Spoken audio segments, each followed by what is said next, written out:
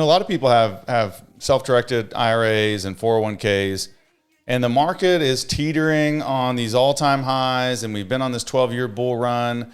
Correction is going to happen. Yeah, we're going to raise interest rates, and there will be a correction in commercial real estate on some level.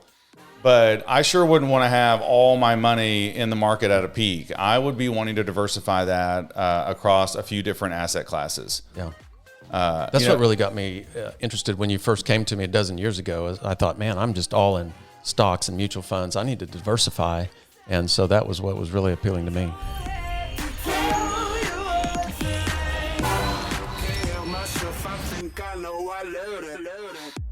Welcome back to How to Invest in Commercial Real Estate. Today is an exciting day. We're almost through January, and today we are just doing a goal check-in. I mean, it is a time to be alive. It is a time to be investing, and we are excited. We're doing deals, and we think this is a great time to be investing in commercial real estate. Man, we've been investing now I've been in the market almost 20 years. And what's awesome is that I'm more excited about the stuff we're doing today than I have ever been. Precision Equity's rocking, Criterion's rocking, the market is good, interest rates are low, investors have a lot of money, and it's just a good time to be in real estate. And the question we want to ask you guys today is, why are you not in real estate yet?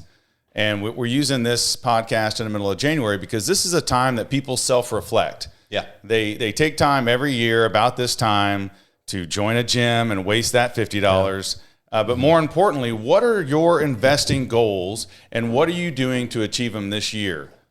And so that's what we want you to think about while we're talking, because we want you in real estate. We just got done sending out all of our distributions. Criterion hit a record. You guys sent out how much money last quarter? $1.6 million last quarter. In one quarter. And not even to that many investors. They had a deal close, which was awesome. Made a ton of money. And then Precision Equity, we sent over $600,000 out. No deals closing. That's just cash flow, just profit. That's getting pretty consistent. Yeah, you guys almost hit $2.5 million for the year, didn't you? Over $2.5 million for the year, and it's just a handful of investors. I think the average check size is probably $5,000 a quarter. Mm-hmm. Do you guys want a check from me for $5,000 a quarter? Yeah. Well, find a way to get in a deal. Yeah. I know people are just procrastinating, and we want to ask you, why are you procrastinating, and how do we get you motivated to get in? Yeah. Yeah, I think it's going to be interesting to look at, our typical investor behavior. I mean, we're talking about investors that probably have successful businesses or successful jobs that produce excess cash, and they're looking for a place to put it, a good place to put it. Mm-hmm. They don't want to put it in the stock market. They want to put it in something they understand. They want to put it in something real. They want to pay it or put it in something that's hopefully going to produce cash flow. Hopefully it's going to appreciate after that. But it's really a behavior of a habit of investing, right? It's not like we have $1 million relationship with this investor and they wrote us a check for $1 million. No, it was a relationship we had over years, and we launched deals over years. It may have been 7, 8, 9, a dozen deals, and they were just in 50, 75, 100,000 every deal because they just had a habit of investing. They had a habit of, I want to be in real estate. This is a great asset class for me. I need to be investing in these deals. It's not all or nothing, right? Right. And I think that's what they get all caught up in. I don't have enough information. I don't have knowledge. It's scary. And I don't want to put everything in real estate.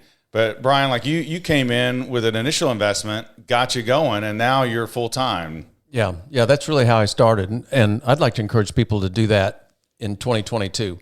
One of their goals, if they're interested in commercial real estate, is to get involved somehow. A lot of our investors, I say a lot, we've had a handful across North America who've heard our podcast, and they decided that the way they wanted to get started was investing with us. So, and that's how I started a dozen years ago. I knew nothing about commercial real estate, and Joel had been in it and came to me and had a deal and asked me if I wanted to invest, and I did.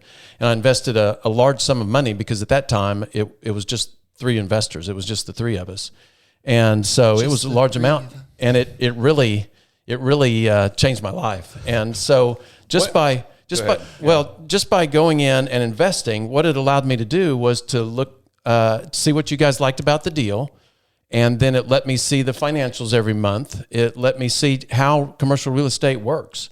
And so that gave me the confidence over the years of just passive investing that once the opportunity for us to start Criterion to jump in and make it my full-time job.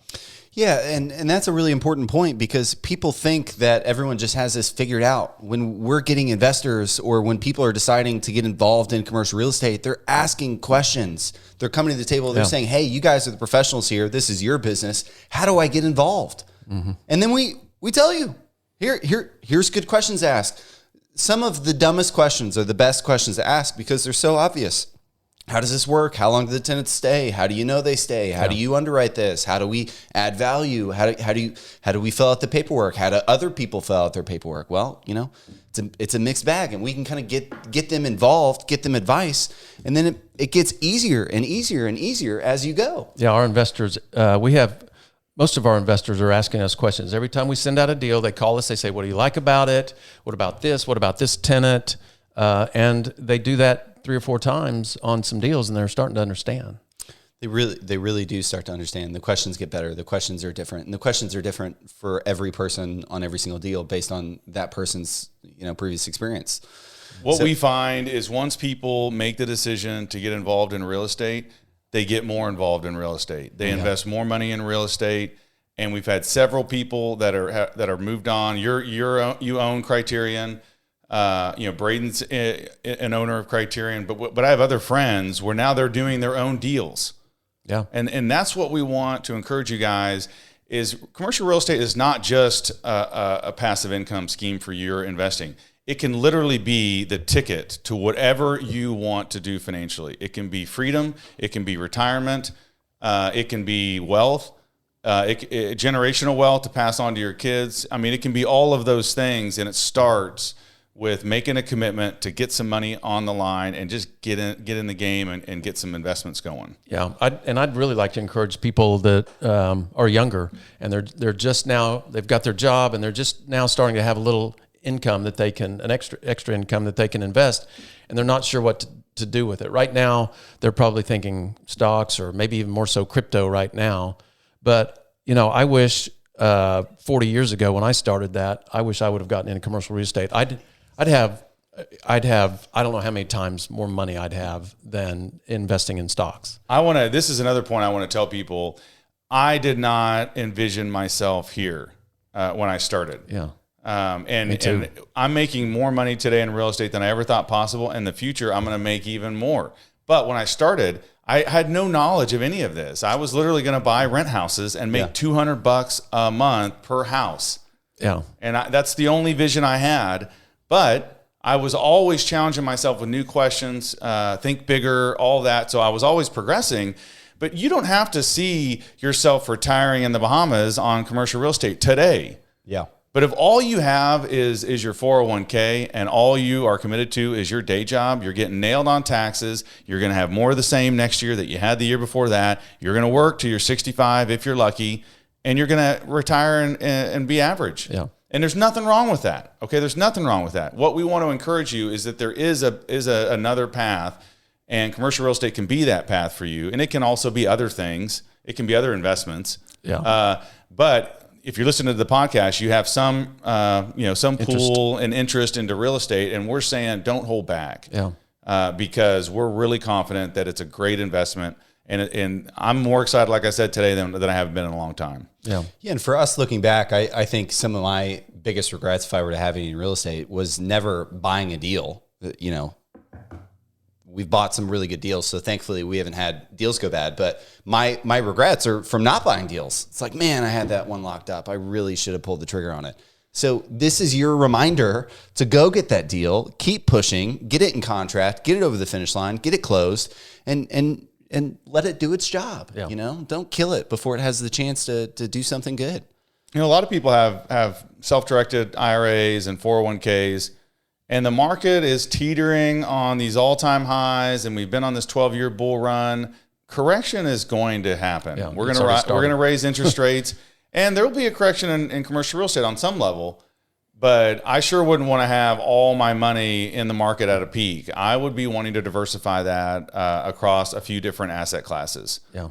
That's what really got me interested when you first came to me a dozen years ago. I thought, man, I'm just all in stocks and mutual funds. I need to diversify. And so that was what was really appealing to me. One thing I think about with me procrastinating, real estate's not something I procrastinated. As soon as I found out about it, luckily I jumped in. I jumped in on the slow train, on the poor man's train, buying your really tough rentals in tough areas that weren't ever going to make me rich. Mm-hmm. But that's okay. Got in the game, and here I am 20 years later. But crypto's an example where years ago I thought about getting in. Oh, this could be huge. People were saying it could be huge, and I didn't pull the trigger, and I could have just put in some money. Yeah. But I didn't. I just took no action. Mm-hmm. And here I am, years later, and I could have bought it at $10, at $1, at 50 cents, and now it's, 40,000. It's been almost 70,000 a coin on Bitcoin. And so that's what I think I want to encourage people today is your future self will thank you if you'll just put something on the line in commercial real estate today. Yeah. And then 10 years from now, when you got deals going, maybe you even done your own deal. 20 years from now, when you've partnered up with some guys because you talked commercial real estate and you got in, and then you found some other guys doing it, and pretty soon you're starting your own LLC and you're buying your own deals. Your future self's going to thank you that you went ahead and took action. Yeah. And I know we're kind of pounding that, but I really do want people listening to take action on commercial real estate, not just our deals. Maybe you're listening to this. We've had people all over the country, but in New York or in California, there's probably better syndicators than us out there. Yeah, it doesn't have to be ours. Get involved in their stuff. Yeah.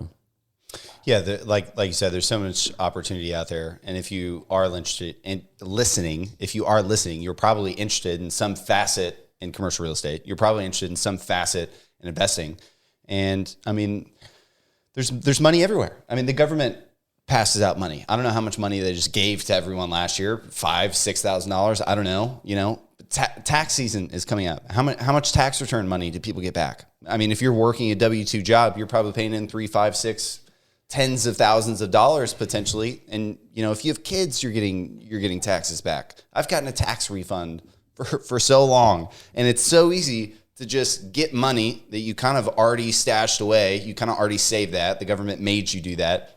You get a $5,000 chunk back. What do? You go buy a flat screen, you take a vacation, you and your wife go out to a nice dinner. Pretty soon you don't have $5,000 or anything to show for it whatsoever. And instead you could have, we don't typically allow people in for $5,000, right? But like if you messaged me and you had to commit, hey man, I love this deal. Man, I live right behind it. It's my only $5,000. I've got to get in. I have to, might let you in. I don't know. We'd probably let you in. But it's just the idea of trying to get involved with something, trying to do something with your money instead of just immediately writing it off like, oh, free $5,000. Let's throw a party. Oh, well, if I could give people advice, which I give probably too much on this podcast, but it's solicited. As an employee, your number one goal in life should be taking earned income and converting it to passive income. Yeah. And one of the things I learned from my mentors is you do not go buy liabilities or things with your money. Yeah. You invest your money in assets that pay passive income, and with the passive income that your investments make you go buy whatever you want with it. Yeah. That right there will change your life. Yeah. And so then when you're a worker and you save and you've got $20,000 at the end of the year and you say, let's buy that vacation, let's get a new car. That's what most people do. Yeah. They upgrade a car the car's fine. It drives fine. Okay. But you're robbing from your future self by buying that new car that's going down in value. Invest the money. It'll grow. It's going to throw off cash. Yeah. Right. If you're really smart, invest the cash that your assets throw off and you start multiplying and snowballing. And in a few years, right? Yep. Then you can buy all the new cars you want, right? Because you got a snowball of money that's just churning out cash flow. Okay. But people, what percent of the population gets 0% of their income passively? A lot, maybe 90, 95%. Yeah. I'm telling you what, if you start getting checks in the mail every month for work that you didn't do, nice. It is the best feeling, and it's lower tax than you get at your day job. And then that just grows and grows and grows until you will throw away that day job eventually. Yeah. So. Yeah, and I think going back to what I said earlier, developing the habit of investing, and we just talked about all this money we just distributed to all of our investors. It was over $2 million. And we just finished almost a $2 million equity raise. So the investors, what are they doing when we're giving them their return and their profit? Hey, we just finished this deal. It's an amazing deal. We got you this IRR. We got you this money back. Amazing profit. We're so excited. And then they're just giving it back to us. They're just like, sweet, let's do it again. Yeah. Yeah, maybe they keep some of it, but then they're reinvesting the rest of it. Yeah. Yeah. And it pays off huge, especially, I mean, every year, it's just the compounding nature of money is working against you. Not only do people not have passive income most of the time, you know, they're working for all of the money they have, but they're buying things that are typically going down in value. Oh, and it's worse than that. People are buying things that are going down in value, but they're not buying it with cash. They're borrowing money to buy things that go down in value. Now they're paying interest on something going down in value. That is the number one killer. So not only do we want to tell you right now to make the goal to get into real estate, but make it a goal to stop buying liabilities and anything that goes down in value with debt. Never do that. Now, if you want to buy a house with debt, get a great interest rate, and it's going to go up in value, maybe I'm going to let you do that. Yeah. But you should not. If you can't pay cash for a car, it's really tough for me to tell you you should be buying it. Now, if you had the money in an account and you could get a really low interest rate on the car, and then you could invest that money at 5 times the interest rate you're paying on the car. I mean, we're getting complicated, but I might let you do that. It's just the idea that people are living a lifestyle that they ultimately can't afford. And what we're trying to say is that when you know, let's just say you're bringing in $100,000, live off of 50 or 60 or 75 or fucking 80. Yeah, you don't have to think you're never going to get that car. You're just, or that bigger house. You're just delaying it a little while while you get that money to work for you. Yeah. And most people, I mean, we say you're living a life that you can't afford. In our opinion, that's really true. But it's not actually true. They can afford it, but they shouldn't afford it. Your future self, you're robbing from your future self. You really can't afford that. You really need to be investing in things that are going up in value while you're young to pay off big down the road. And they're stretching to get, you know, the new Cadillac or the new, you know, Mercedes or whatever, because it looks good driving around, and then it's going to be worth half in like 3 years what you paid for it. Yeah. What real estate deal can you do that'll be worth half in 3 or 4 years? Yeah. It'd actually be hard to find. Yeah, I mean, that would be crazy to find a deal that just gets cut in half in 3 years. Yeah. And so think about that when you're looking at where do I put my money? Cars, real estate. Yeah. So, well, I don't know, guys. It's a new year. Don't procrastinate. Get into real estate. It's a great time to do it. Once you get your money in, you'll force an education. You'll get more excited about it. 10 years from now, you'll be doing deals, and you're going to be thanking yourself. Yep. Yeah. Alrighty. Well, thanks for listening and watching, everyone. We will be back next week with a new episode. Thanks, guys. Thanks.